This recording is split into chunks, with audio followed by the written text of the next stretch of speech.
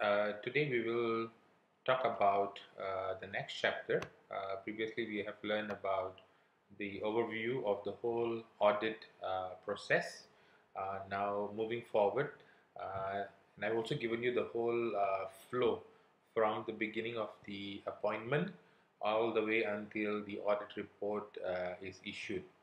Okay, so moving forward, it's good for us now to understand a key component, which is the planning component, right? How do we do planning? Because before you start audit, you need to do planning.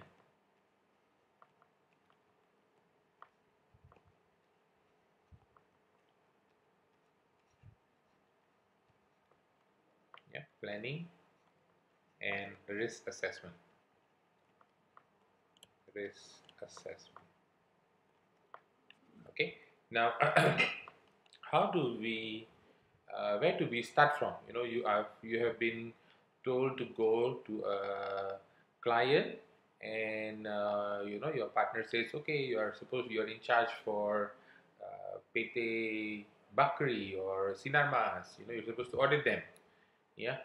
How Where do you start from whenever you get a new client? Where do you start? You do not go directly to client. You're supposed to sit back and do all the planning first.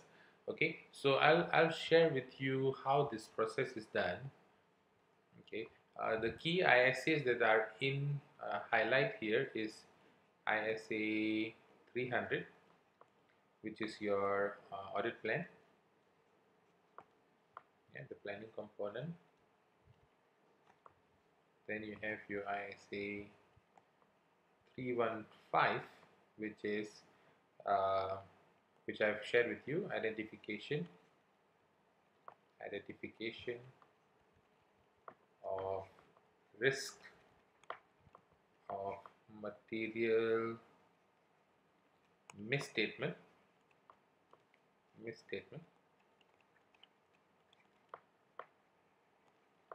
through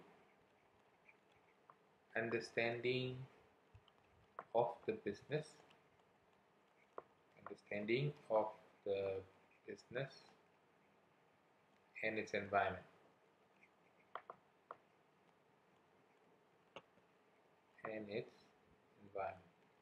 Then you have ISA 330, auditor's response to assessed risk.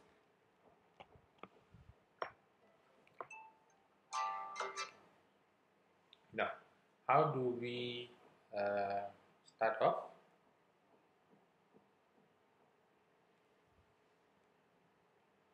Now, let's first understand audit planning first.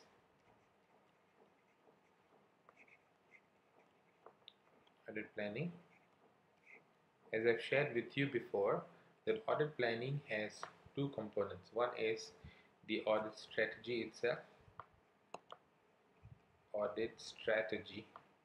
and the other is the audit plan. Okay. Now, before we even go there, why do we need to do planning? It's often a question. Why plan? What for? It takes time. It may not be relevant. Those are the criticisms. But why do we need to do planning according to ISA? And according to general management, why do we need to do planning? Number one, when you're doing planning, it makes you focused on high risk areas.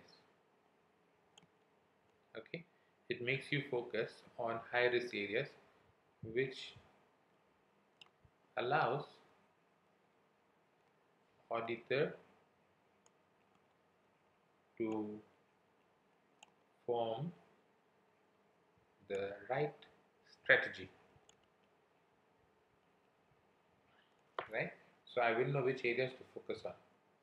Number two, it makes my auditing, the whole process, become more effective, because I am already planning, I'm already identifying all the potential problems ahead, then I can solve it earlier.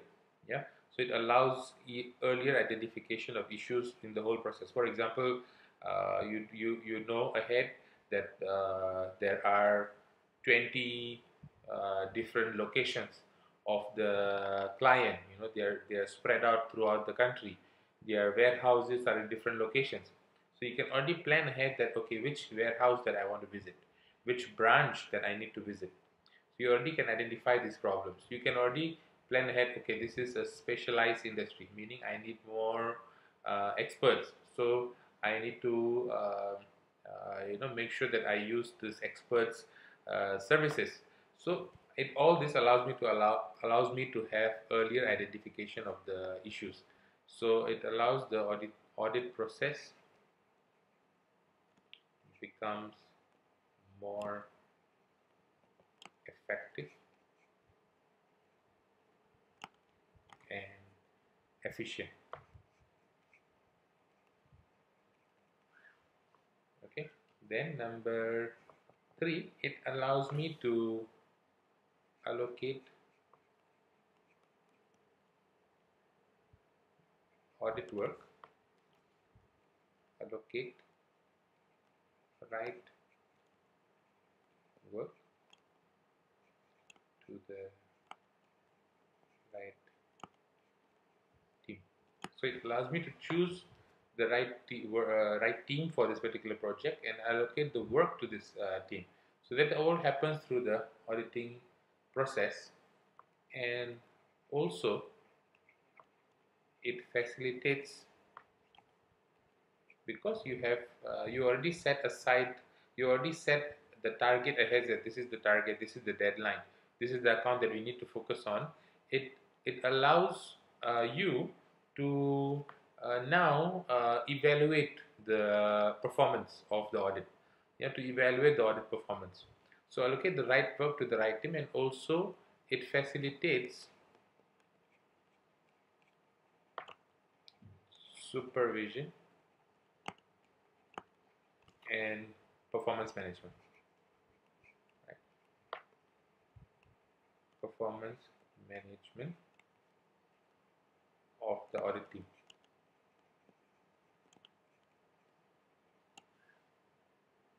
Okay. Number 4, because of planning, you are able to plan ahead any need of any experts that you need to involve in your audit process. Yeah. So allows including experts or other component auditors, because remember, sometimes you may be a group auditor, and so if you are a group auditor, you need to ensure whether you can rely on the auditor of the subsidiary. That's what we call component auditor. Yeah, so allows including experts or other component auditor as part of the audit. Okay, so these are some of the benefits of planning. A straightforward answer. In an exam, you have some questions which are straightforward, easy 5 marks question or 4 marks question. You can put in this highlights. Yeah, high risk areas makes the audit more effective and efficient. I can allocate work to the right team, and I can include experts in my team. Okay, then what is audit strategy and audit plan? Okay, now when you already are doing the planning process, which means you want to develop your audit strategy. Now, what is audit strategy? Because these things all need to be documented: audit strategy and audit document, the audit plan. Yeah. So, what is audit strategy? This is an often question. So, what is this audit strategy? Is your let me give you an official definition.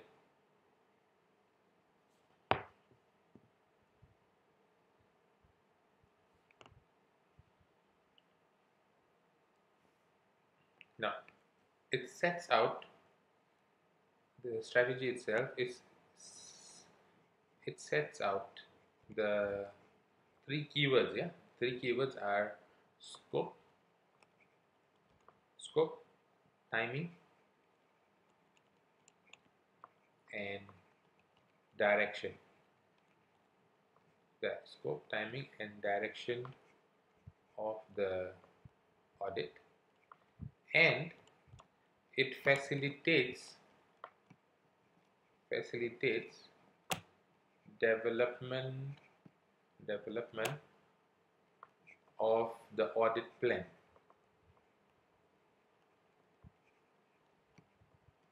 Yeah. So why do you need strategy? Because before I start making the audit plan, which is basically the audit procedures, I want to first think about my scope of the project, meaning where should I focus on. I want to think about the timeline that I need to work in, the reporting timeline. When should I finish my audit? When is the year end? When is the financial statements going to be issued in the AGM? So it gives a clear sense of direction. Where should we focus on? That is strategy. Yeah. Why are we doing this? Please remember, the auditor is trying to reduce the risk of not identifying any misstatement. So if there is any misstatement and I don't identify it, meaning I'm going to be giving a wrong opinion. So I need to have a clear strategy. So see, I can make sure that the scope of the project, the scope of the audit, the timing, the direction is already set in advance. So what is involved in the audit strategy? A couple of things. Number one. So what is involved in what are the factors? Yeah, factors considered in audit strategy. You have factors like the characteristics of the engagement, characteristics of the engagement itself, meaning what kind of framework are you using. uh, the whole audit, it wants me to ensure that the financial statements are according to the IFRS, for example. Are they using IFRS or are they using GAAP, right? Or a combination of it, right? Do we have any results of the previous audit, right? Do we have, what are the kind of personnel, the people who are involved in the audit, right? And then basically anything to do with the, what are the locations that are involved. This is the very common highlight in the scenario. It's about the locations, because the locations are spread around. Do we need to include any information technology? For example, should I be using any software in this particular engagement? So information technology used, right? Am I going to use any computer aided auditing? Yeah. So that is some of the yeah. Later I'll talk to you more about how auditors use information technology.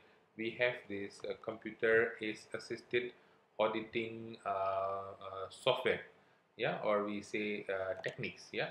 So CAT is something that you need to keep in mind. I'll talk to you about it in one of the sessions. Computer assisted auditing techniques. Yeah. So number one, I'll talk about the characteristics of the engagement itself. Number two, I will consider about the objectives, reporting objectives and the nature of communications that happen. Nature of communication. Nature of communication.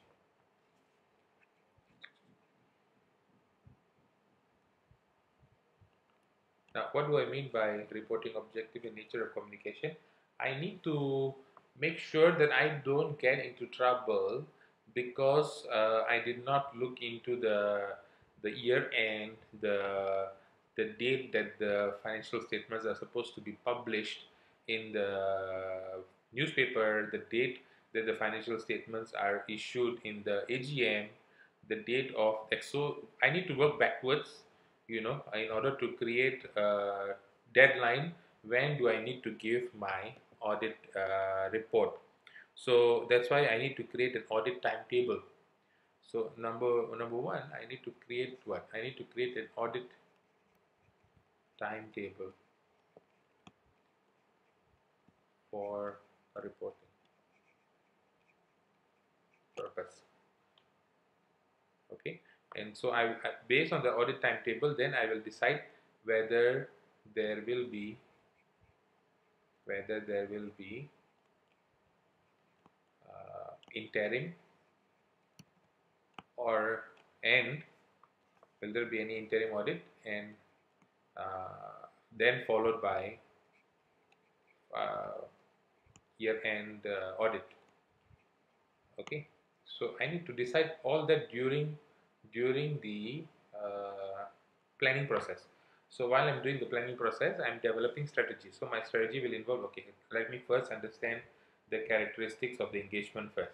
What framework they're using, any previous audit results, what kind of people are involved in the team, which locations, what kind of software that I'm going to be using. After that, I decide what is the audit timetable that I'm going to work at, the reporting objectives. Then I have to see, based on that, am I going to have enough time? Because the reason why I have interim audit is because I do not have time in the year-end audit. Year-end audit is very limited time. So as a result, I need to have the interim audit, but I need to have allocated time in my timetable. Yeah. So I need to prepare the audit timetable for reporting, and then I need to ensure that I have organization of all meetings with the company's management, because you need to plan ahead all these meetings. You cannot just say, okay, I'm auditor, I want to meet this person. Not everybody is available, though we have the right to have access to data, right to, but everything should be pre-planned. Yeah, pre-planned. That's why that makes the whole idea of planning is all about. When you plan ahead, then you avoid any conflicts, you avoid any nuisance in the audit process itself. So you are making sure that the audit is effective. You imagine you didn't plan it, the person not available for meeting, and you're wasting time. So organization of all meetings with the company's management. Then after that, you will make sure that all kind of communication with third party, because you may have to send letters to who? Letters to the receivables for receivable confirmation. That's what we call receivable circularization, because we want to confirm the existence of the receivables. So we need to send letters. So we need to plan ahead, when am I going to send the receivable circularization. I also may need to plan ahead, when do I need to send letters to the bank to confirm the bank balances. So the communication with all third parties must be planned ahead. Yeah. So you already look at the timetable, the organization of all meetings, the communication with all third parties. Then after that, then I'll think about if there are any other significant matters that I need in the auditor's professional judgment. They are considered significant. So I need to look at all the significant factors. What are all the significant factors? For sure, I need to decide the materiality level. Later, I talk to you about materiality. Right, materiality levels. I also need to ensure if there are any uh, unusual events or significant events. For example, uh, you came to know that this year the company is implementing a new software.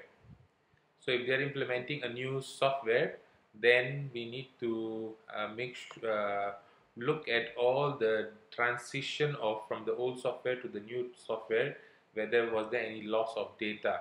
So whether there is duplication of data, because that results in a risk of your financial statements may be having a lot of misstatements.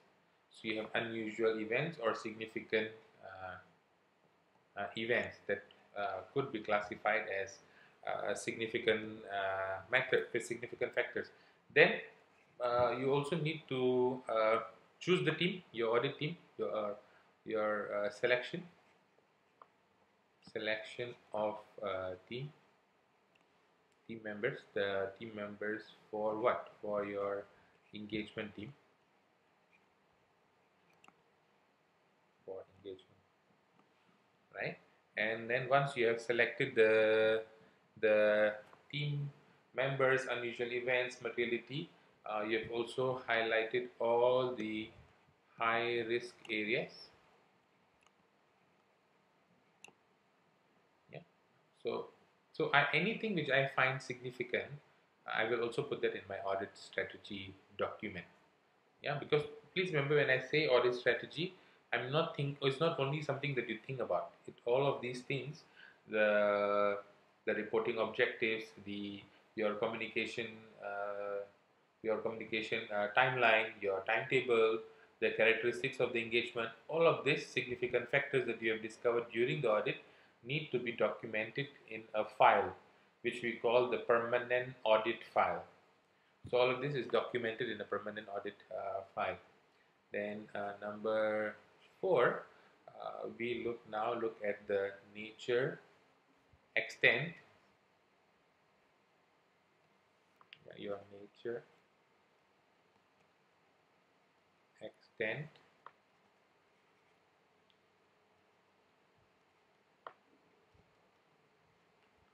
and timing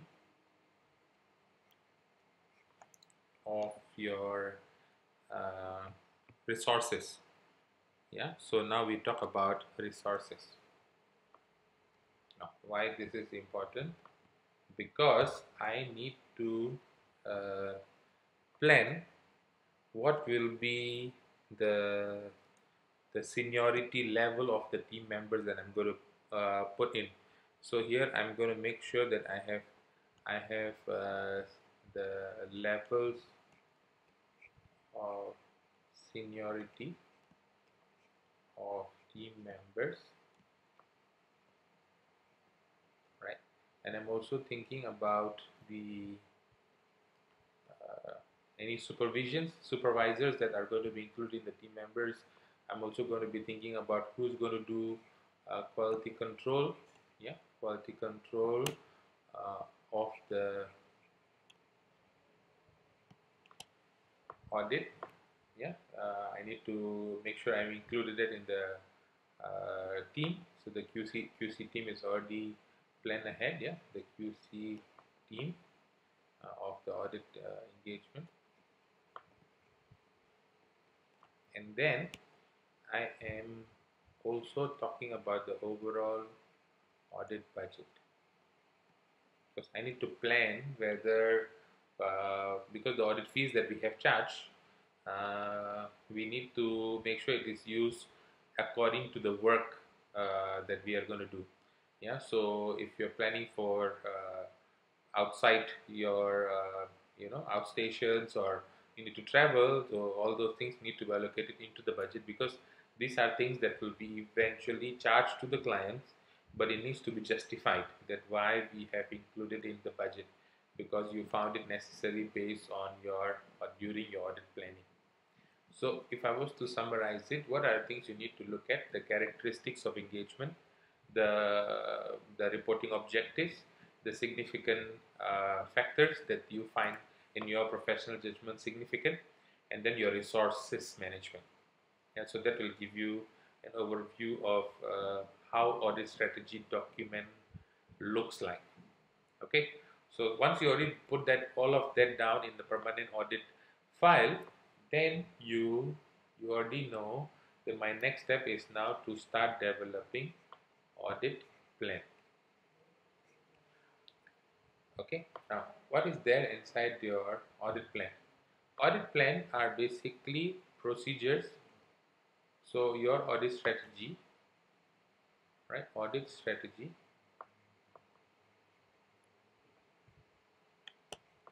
is converted into detailed procedures. Yeah, detailed audit procedures. What kind of procedures? Procedures to obtain sufficient, this word you must always put in your exam, sufficient, appropriate evidence, right? To obtain sufficient, appropriate evidence on the following. Number one, on the risk assessment, yeah, which we are basically talking about your test of control. Then I'm talking about the testing your the assertions. You're testing, you're making further procedures, further audit procedures, what we call it as at assertion level. Assertion level, we also call it as substantive procedures.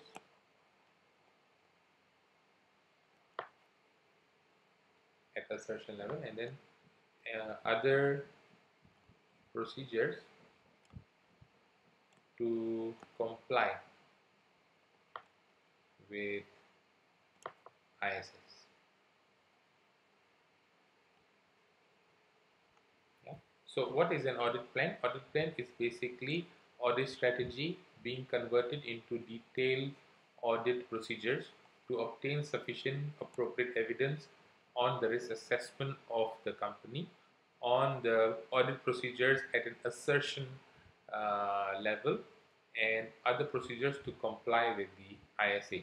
Yeah, whenever I talk to you about the word assertion, maybe it is confusing for you. What is an assertion? Later we will learn in detail about assertion, but to give you a picture, assertion talks about what is already implied in a financial statement.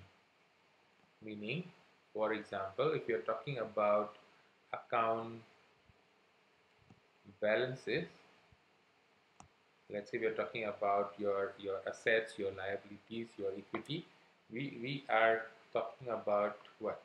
We are talking that these assets actually exist, right? Then so there is an existence assertion. So, and then this account balances are complete. So there is a completeness assertion. Then this account balances have rights. This actually belong to the company, and this actually involve obligations of the company. So this is also an assertion. Then you have your where the valuations are and the accuracy of the figures are also valid. So we say the valuations are accurate. So you have existence assertion, completeness assertion, rights and obligation assertions, and the valuations are assertions. So I always tell my students, remember this as the latest version of ECRD. Yeah, existence, completeness, rights and obligation, and valuation. Okay, whereas if you're talking about transactions,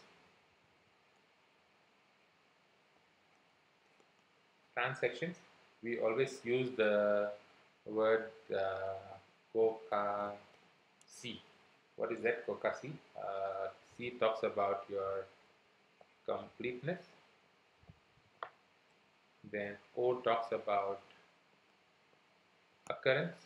Then C talks about you have completeness, you have occurrence, you have the right classification of the transaction, right? And then you have the right accuracy of the figures, and then you have the right cutoff.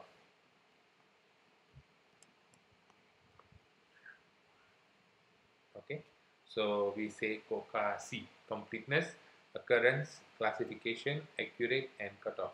So all these assertions need to be satisfied for account balances, for transaction, and then also for the disclosures.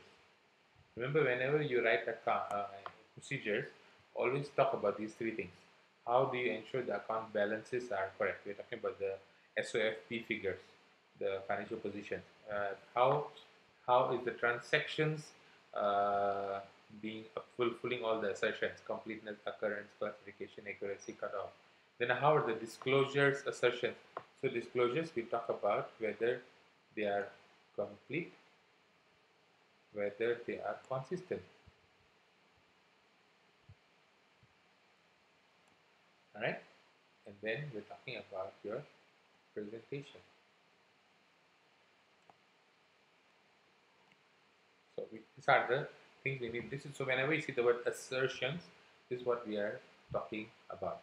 Okay, so I need to make sure that the audit plan is ready to obtain sufficient appropriate evidence on whether the controls, the risk assessment has been already responded.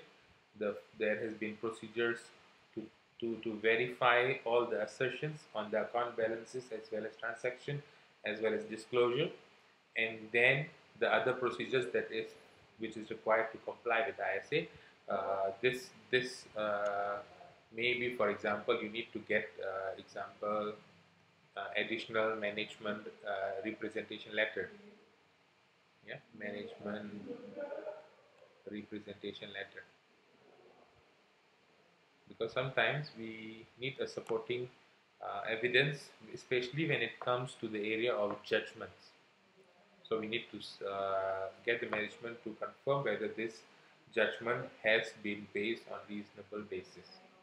So example, management representation. Okay, so that is audit strategy and audit plan.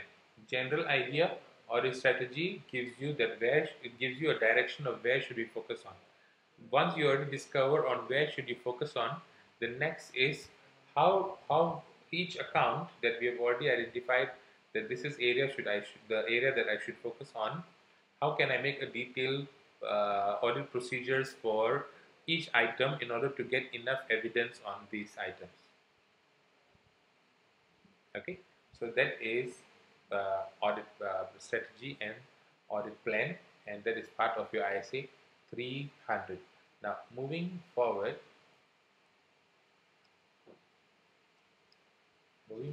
is your ISA 315, where basically it's talking about your ROMM, right? Through understanding of the business and its environment. Okay, what is ROMM? Risk of material misstatement. Okay, so now how do we start this? Let me show you the whole idea behind this. We have this concept of audit risk. What is audit risk? Audit risk is risk of giving an inappropriate opinion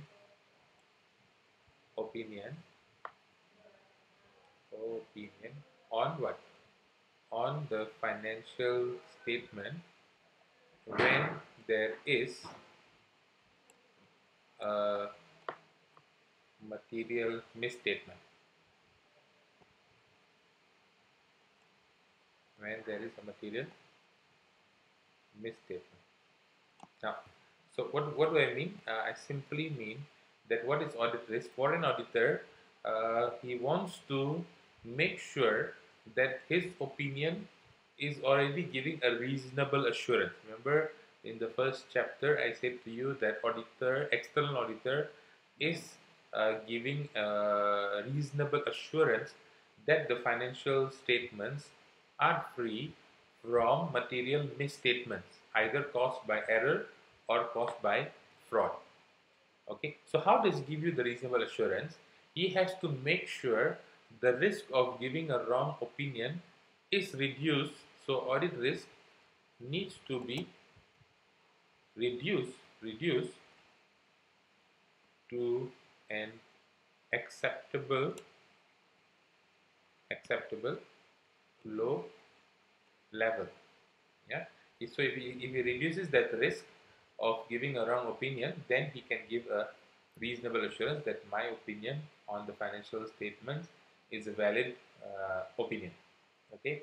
So how can he reduce the risk to reduce that risk of giving a wrong opinion? So we need to first understand what causes that risk. What causes the risk of giving a wrong opinion? So we have components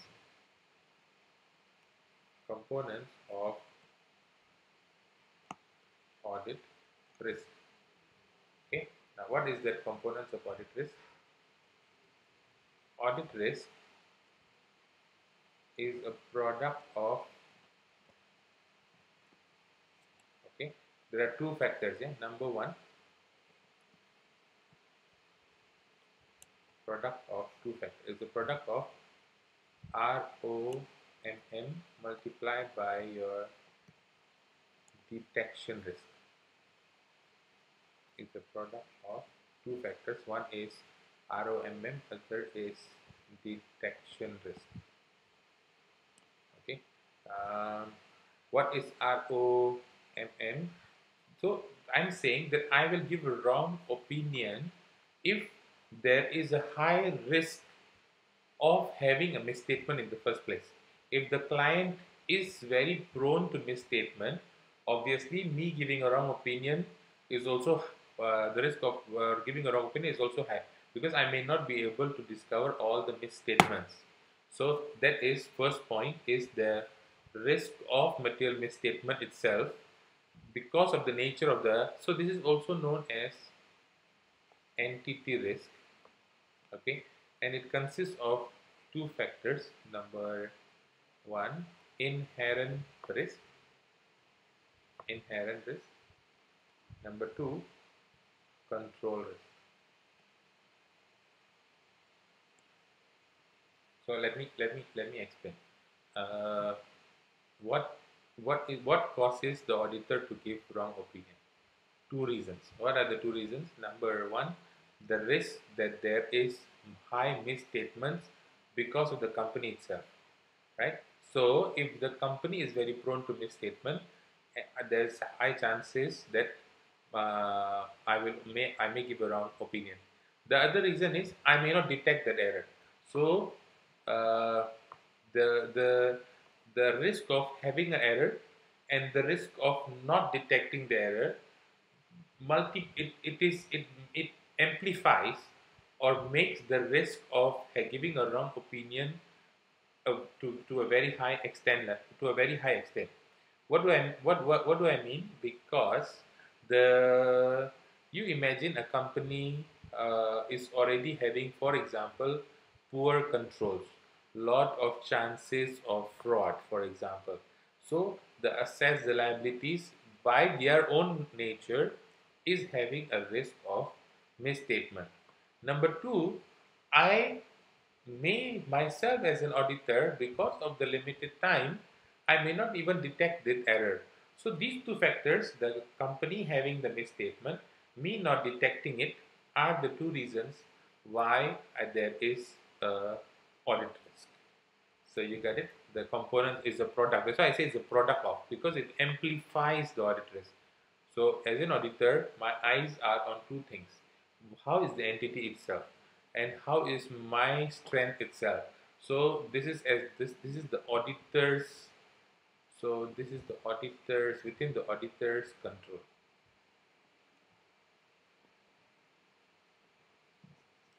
Entity risk, which is the client's risk, is not in the auditor's control. We cannot tell the entity, please change your nature of the business. We can say, hey, can you please not do trading, do some other business which is less risky, so I can also audit nicely. And we cannot say that. So this is not in the auditor's control. Yeah? This is outside the control of auditor. Now, because it's outside the control of the auditor, all we can do with regard to entity risk is only to understand it. We can only understand the entity risk. Now, what is there in the entity risk? And every client which that they impose a risk of material misstatement could be because of their nature of the company, nature of the transaction itself, or nature of the system that they are following. Yeah. So by their nature, by the transaction, by their system, by inherently, they are already imposing a risk. What I give you an example. For example, nature of the company, property business, right? Property business. What is wrong with property business? It's a good business, but property business is very prone to the, or very, it is volatile to the economic conditions of the country. So if the economic condition is good, property business is booming. Yeah, it moves in line with the economic condition.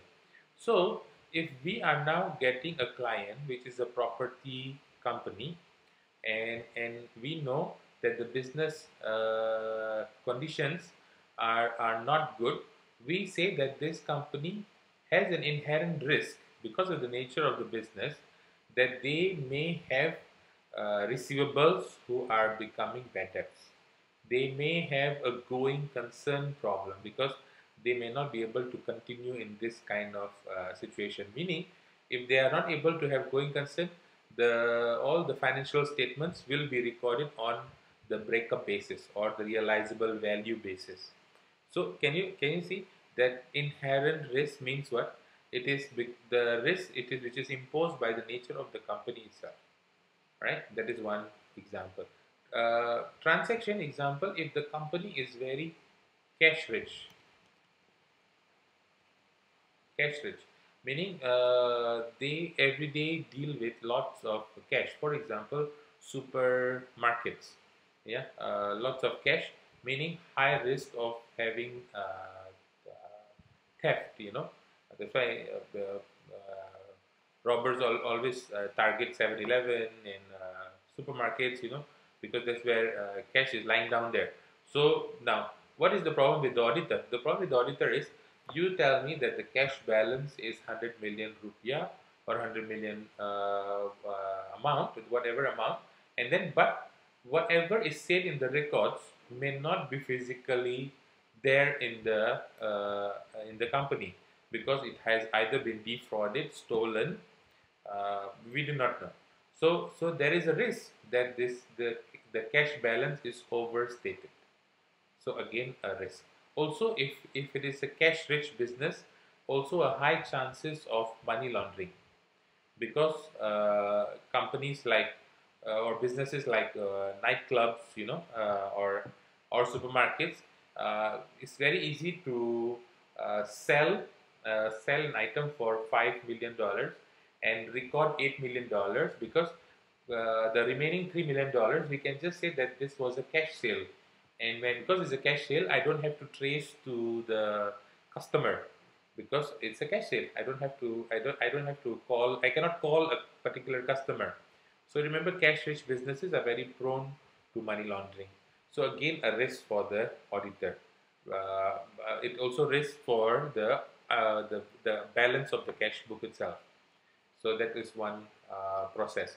Then also, let's say this company, the nature of the company, they are following, for example, manual system. Everything is manually done, or maybe they are overly high tech.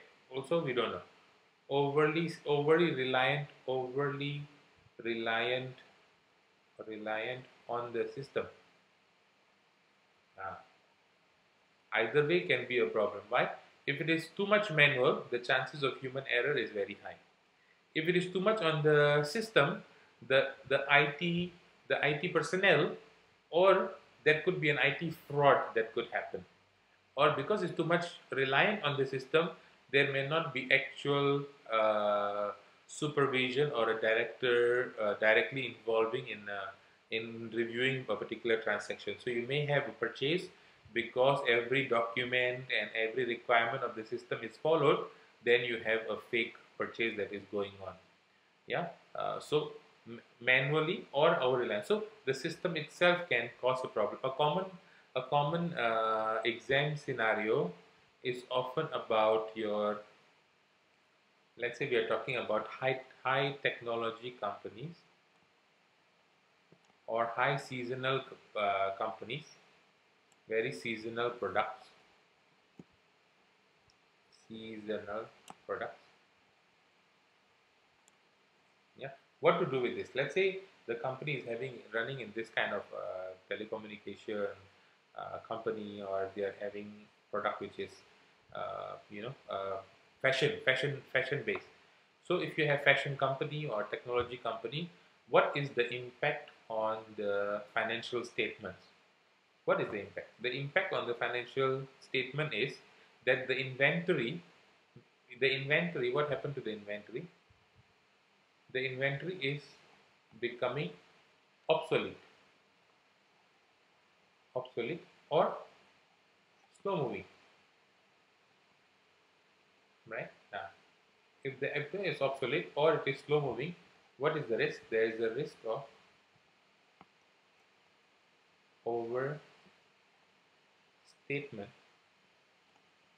of inventory. Why overstatement of inventory? Because there is a risk that inventory may be sold below the cost. Can you see? There is a risk that if there is a risk that the inventory is sold below the cost. Because the inventory is sold below the cost, then we say what? The NRV, the net realizable value, is lower than the cost. And according to IS2 says that you must record at whichever is lower, right? We say lower of either the NRV or the cost. So if your NRV is lower than the cost, meaning the inventory which you recorded at, let's say, $10,000, but you know that you are not able to sell this inventory anymore even at above the cost. You may be selling it below the cost at, let's say, $8,000, meaning what? Your current inventory is overstated there. So you see, from inherent risk, we are able to identify an audit risk. Audit risk meaning everything that impacts the financial statement. That's why we say risk of material misstatement in the financial statement. It's always related to financial statement. But where is the starting point? The starting point is always in the business part of it, the nature of the business, the nature of the product, the nature of the transaction, the nature of the system. Then we try to link all of that to the financial statement. Can you see audit risk? It must be linked to the financial statement. That is one example how inventory can be related, how this nature of the business can impact the inventory. can impact the receivables. That is inherent risk. Okay. Then you also have control risk. What is control risk? Is a risk of your internal controls, risk of internal controls not able to prevent, detect, and correct material misstatement.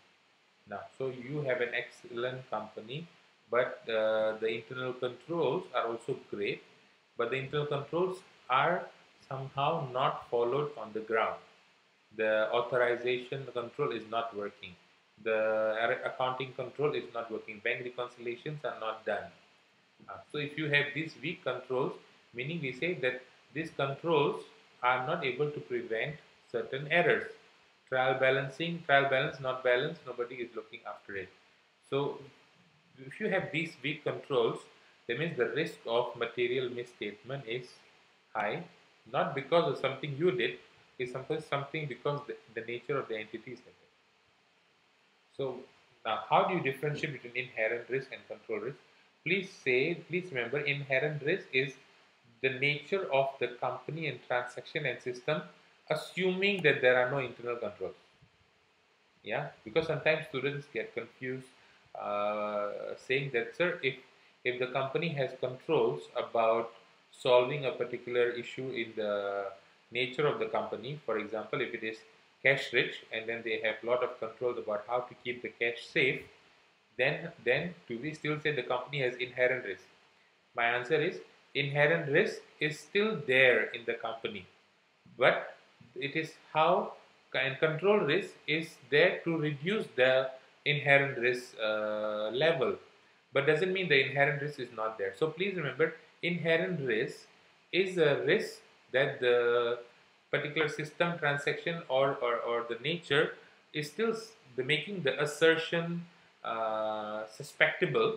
We say the making the assertion suspectable, assuming the controls are not there.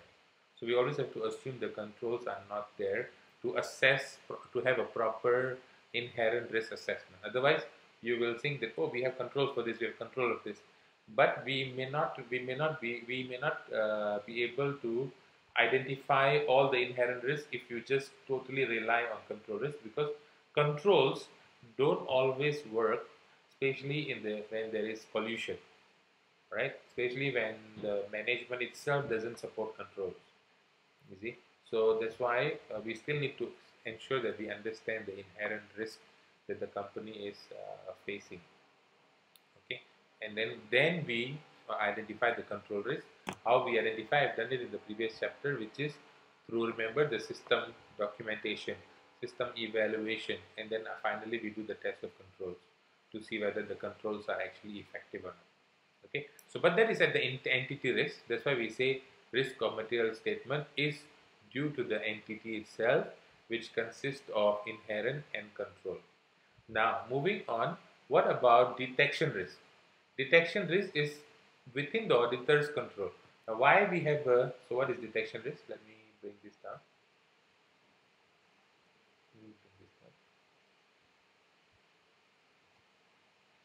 Detection risk.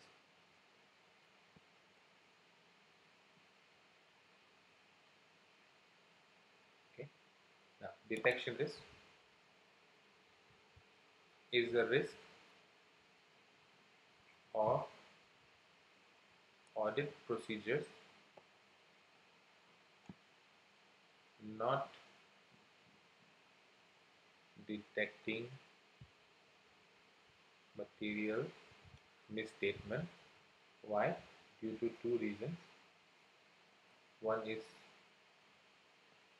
sampling risk. What is that? Risk that samples not taken have material misstatement. So there's a risk because I am doing samples. There's a risk the samples that I didn't take have material misstatement. Then I also have non-sampling risk. Non-sampling risk, which is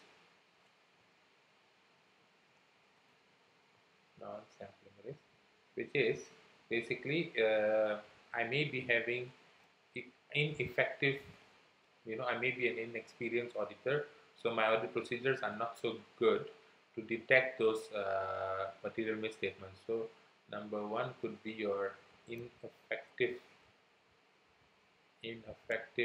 audit procedure.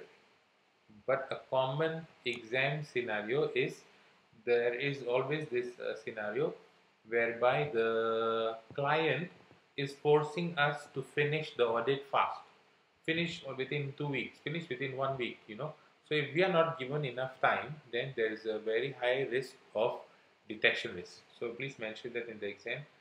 There is a high detection risk because of time pressure. You see? So time pressure will also cause detection risk. So now you understood that audit risk consists of the risk of material misstatement. Let me summarize it.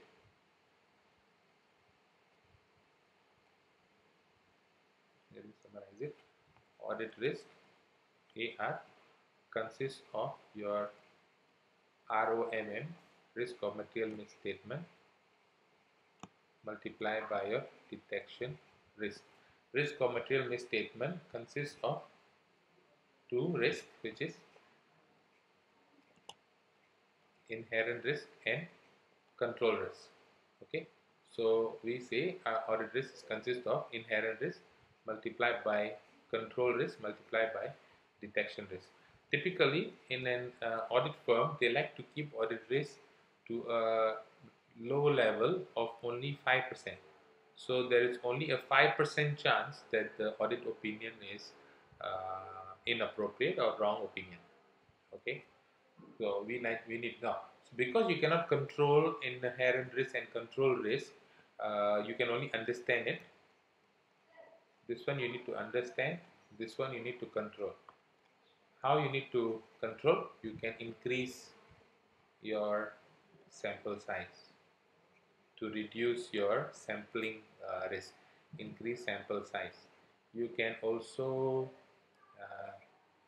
so you can increase sample size. You can also put more experienced staff, the audit team member, or put more supervision.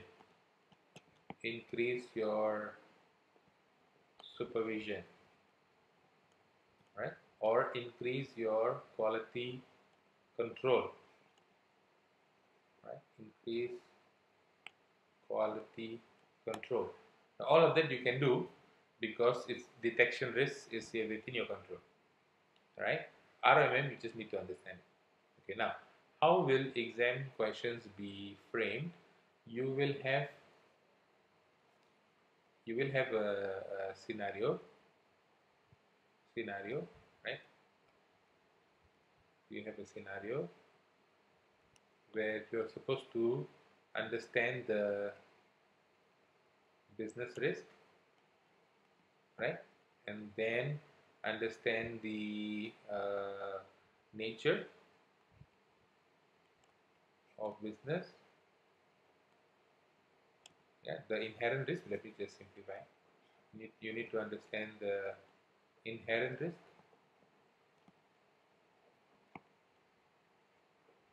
and then you have the control risk.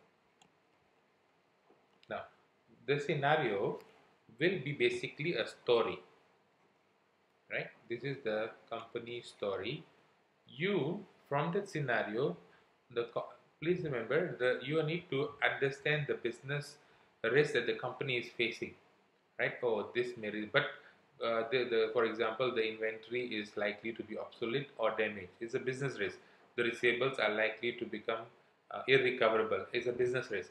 But please remember, in an audit risk question, everything must be linked. Must link to financial statement, right? You must be able to identify what is the must link to financial statement, and you must be able to, basically from all of this, you're supposed to identify the ROMM. Basically, how can all this risk impact the financial statement, which is resulting in a material misstatement? So, your typical answer in an audit risk, you can say, for example, that there is a risk that due to the high fashion items, the inventory of the fashion items may be obsolete, and as a result, the inventory is probably or likely to be overstated. So now when we say the word overstated, understated, we are talking about the material misstatement. We are talking about the assertion that there is a problem with the valuation of the company. So please remember, identify ROMM and then identify the assertion. So which assertion is in trouble? The examiner has made it very clear. He wants to see that the students are able to link all this risk, entity risk, to the these two are entity risk, yeah, and then the plus the business risk. How can they link it to financial statements? So I can identify which one is, or which account, which. All right. So the examiner wants to see how is the ability of the student to link all this risk into the financial statement. So remember, you need to make sure that you know how to identify the overstatement, the understatement in which account. That's number one. Overstatement, understatement in which account. Number two is which assertion is affected, meaning are you talking about the valuation, or are you talking about the completeness, are you talking about the existence? So these two, the examiner is very particular that the student should be able to identify and then explain it, yeah, the explaining part. So please remember, that's the kind of scenario will be given to you and you're supposed to identify the audit risk. Yeah, audit risk is related always to the ROMM. Then after that, you are asked to do auditor's response. Okay, yeah. Auditor response comes under your ISA 330. So what is this 330? You have your overall response,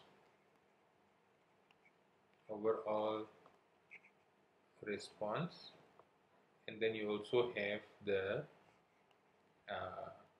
response at assertion level.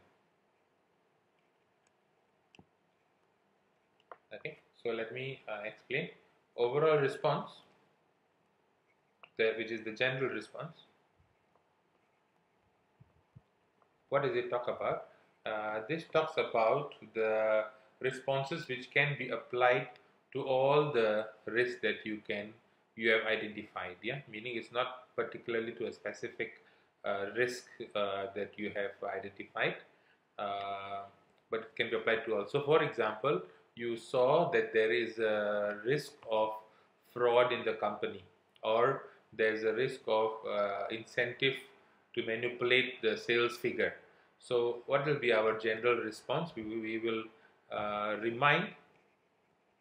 reminding audit team of the need to be alert